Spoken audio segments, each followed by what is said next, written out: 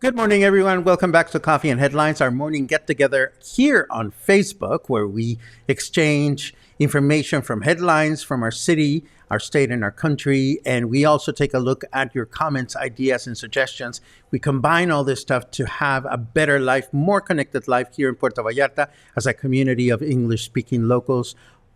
But not today. As you will have noticed, it is not morning. It is actually not Friday, the 28th.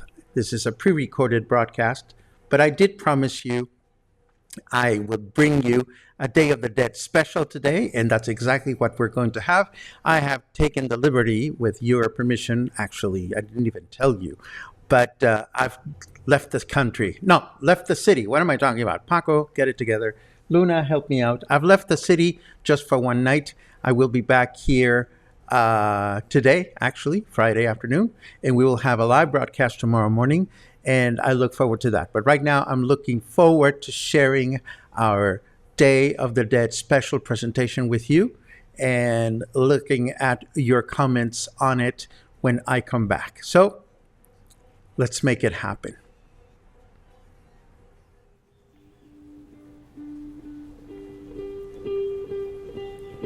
To understand the Day of the Dead, we must journey into the past. We must journey into the minds, the hearts, the souls, and most importantly, the beliefs of the Mexica, the Nahuatl-speaking indigenous people of the Valley of Mexico, who were the rulers of the Aztec Empire. And to begin that journey, I will quote an ancient Mexica verse that translates into English as follows.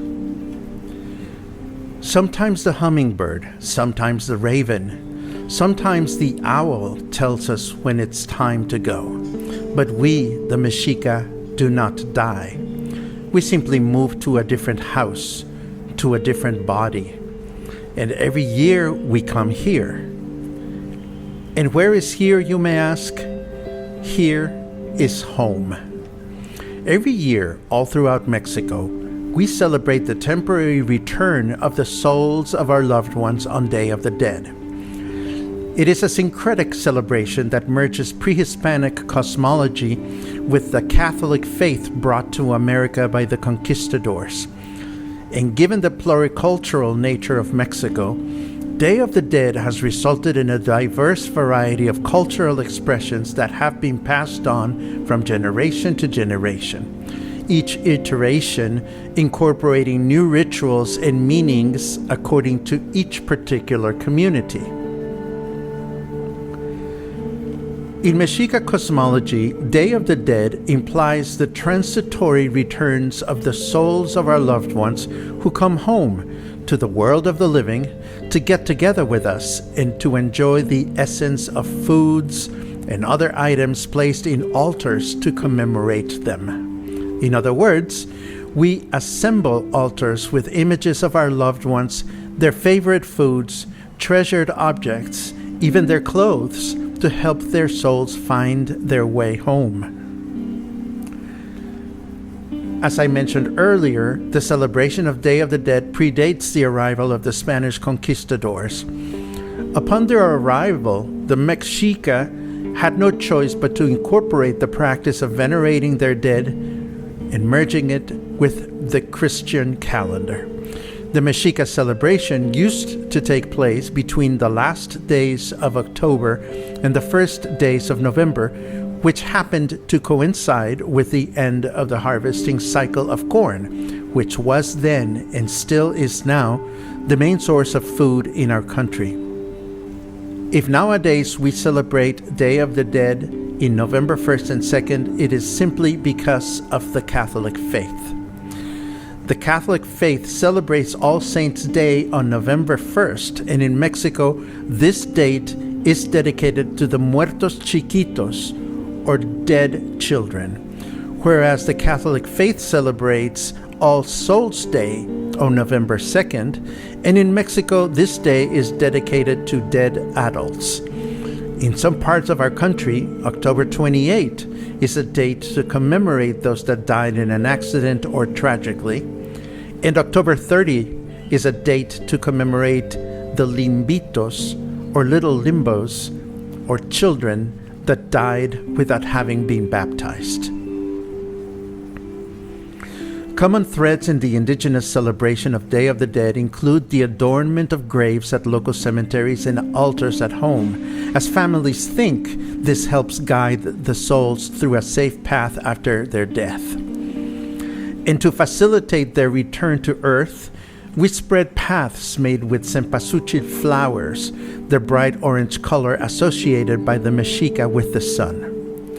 As mentioned earlier, there are candles and other offerings interspersed with artisanal objects such as skulls made of sugar or papel picado or cut paper. It is also believed that the more effort and attention to detail we place to these altars and preparations, the more our loved ones' souls can bring prosperity to our lives as a sign of approval of our preparation rituals for their annual return. In celebrating Day of the Dead, we do not mourn the absence of a living person. Instead, we celebrate the living presence of its soul, materialized in the altar and its various offerings. Therefore, Day of the Dead is a joyful festivity of memory of the soul of our loved ones who has returned to join us in celebration. Friends and visitors from other parts of the world may find our relationship with the calavera or skull rather unusual, perhaps even disturbing. To better appreciate this, it might be helpful to further unpack the Mexica cosmology, mythology, and death's place in their beliefs. And to do this, we must ask a basic question. Where do our souls go when we die? According to Mexica cosmology, when we die, we don't die per se. Instead, our souls begin to live again as we begin a journey to a place created by the gods called Mictlán, which translated to English means the place of the dead. This journey does not happen overnight, nor is it easy. In fact, according to ritual, it takes 4 years to get there, during which souls must endure a difficult journey to reach eternal rest. Why 4 years, you may ask? Some believe that this interval is equivalent to the approximate time it takes a body to decompose until nothing but bones remain, indicating that the soul has reached its destination. This is a modern depiction of Mictlán you are looking at, which actually has 9 different levels or areas and is inhabited by 2 deities, the Lord of Death Mictlantecuhtli and the goddess Mictlantzíhuatl. These 2 gods were created by the founding gods Huitzilopochtli and Quetzalcoatl to oversee Mictlán and determine the final destination of those that die based on their cause of death. Parenthetically, it is worth remembering that the Mexica believed in human sacrifice as a way to honor their deities. Those that were chosen to be sacrificed were not only prisoners of war, but also could be slaves or other victims chosen specifically for specific celebrations. Whenever these sacrifices took place, victims were decapitated, their skulls were assembled in altars made of wood, and subsequently displayed for public exhibition. These altars were called tzompantli, and many such altars have been documented throughout Mexico. The word tzompantli comes from two Nahuatl roots, tzontli, which means skull, and pantli, which means row. As you can see from this illustration, the skulls were perforated on the sides and were displayed suspended next to one another. This particular illustration from the Ramirez Codex is associated with a very important finding that took place in the heart of Mexico City in the past decade at the archaeological site known as the Templo Mayor near the Zócalo. In August of 2015, Mexico's National Anthropology and History Institute announced what is considered the most groundbreaking discovery in recent decades, the site of the great Mexico Tenochtitlan Tzompantli. It was discovered along República de Guatemala Street, barely 2 meters underground, and the structure features mandibules and skull fragments, some of which date between 1873 and 1780 before the Common Era. When you take this into account, it should not seem strange when you read early chronicles by Hernán Cortés and Bernal Díaz del Castillo, who described such altars featured thousands and thousands of carefully arranged skulls as a horrible thing to witness. In conclusion, while our relationship with the human skull may seem gory to some and most definitely sacrilegious to the early Spanish conquistadors, it was yet another aspect of the complex cosmology of the Mexica and the everyday relationship we have with the human skull. But what about the Catrina? What about that ubiquitous skull that is not only the source of inspiration for our Day of the Dead makeup and can be found everywhere in figurines made out of porcelain and other materials? Is she a product of Mexica cosmology and tradition? Not at all. Think of the Catrina as a Day of the Dead archetype that is now so deeply intertwined with the celebration, it is difficult to imagine a time in which she was not. But where did she come from? When and why? Let us start with a proper introduction. Her full name is both Calavera Catrina and Catrina Garbancera. She was created in 1910 by celebrated cartoonist and lithographer José Guadalupe Posada. She wears an elegant hat adorned with flowers and ostrich feathers, but beyond that, she's a plain, ordinary skull just like all others. What was she supposed to represent? Posada created the Catrina Garbancera as a way to mock indigenous people that used to sell garbanzo beans.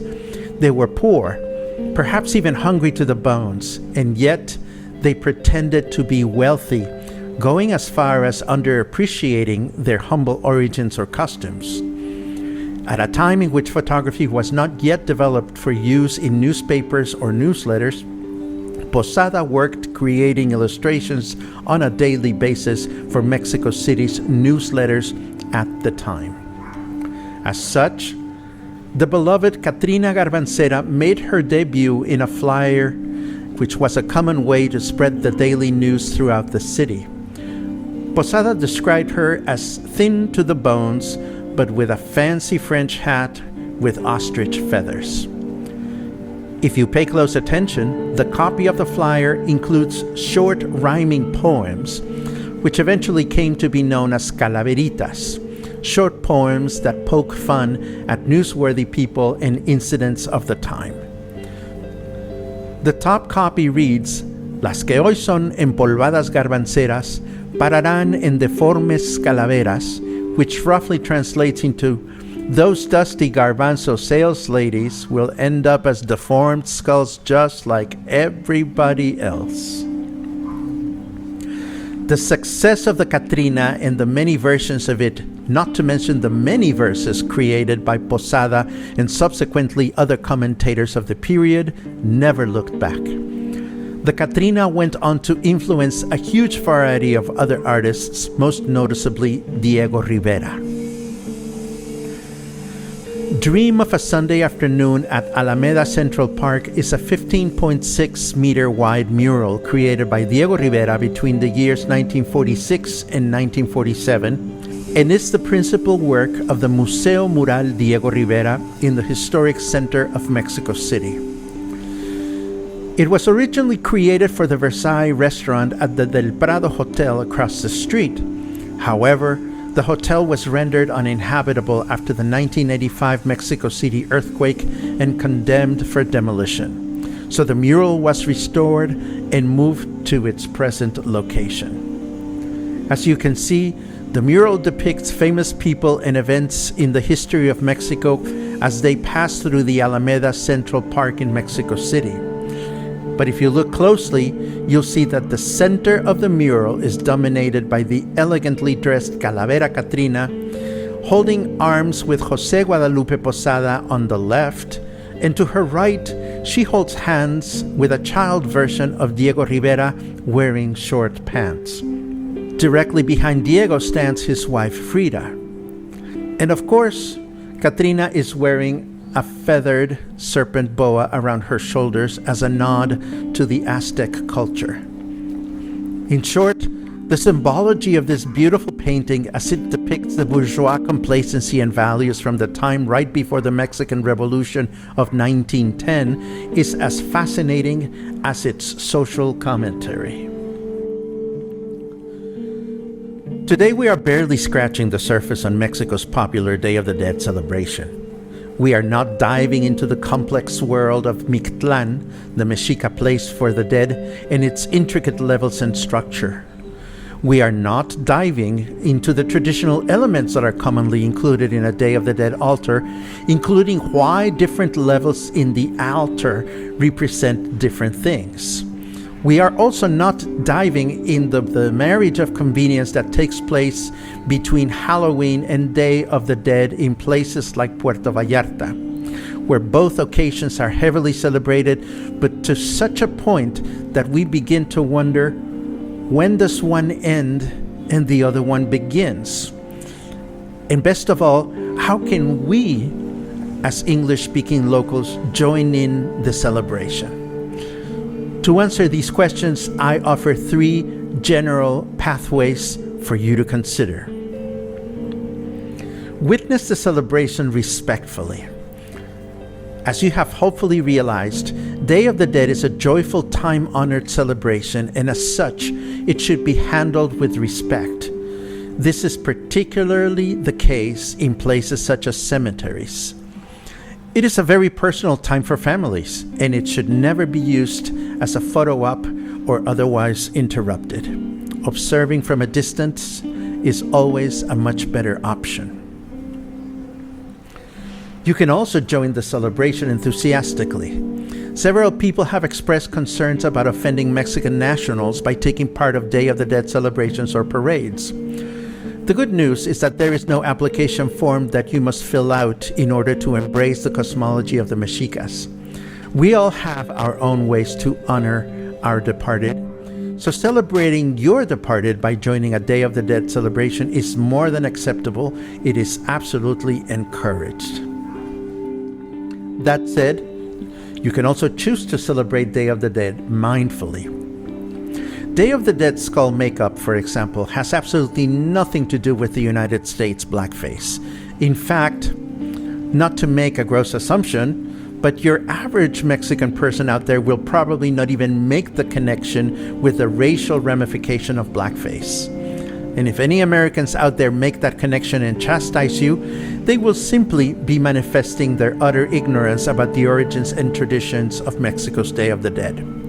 So if you choose to have your face painted and that's it, you should be all set to join the celebration. But you can also choose to be mindful about Day of the Dead by celebrating with intention. For example, you can honor a loved one or someone you admire in your actions. And no, I'm not suggesting a Halloween costume. I, for example, loved my mother very much, and I hang on to small Christmas ornaments she made out of felt. And one of them will probably be in one of my pockets as I'm out and about November 1st and 2nd, just to help her soul find me. Honor your favorite deceased singer, actor, or composer by enjoying their work during those days. Once you have taken the time to appreciate its origin and evolution, Day of the Dead is a joyful open canvas for all of us to paint on and for all of us to celebrate. Well, that was that. And we left so much on the cutting floor, so much more information that could be related to Day of the Dead that we could touch base on. I always welcome the opportunity of doing these special programs, but in these particular instances, I am also mindful of the huge amount of time and commitment that it takes to do all the research and so forth and so on.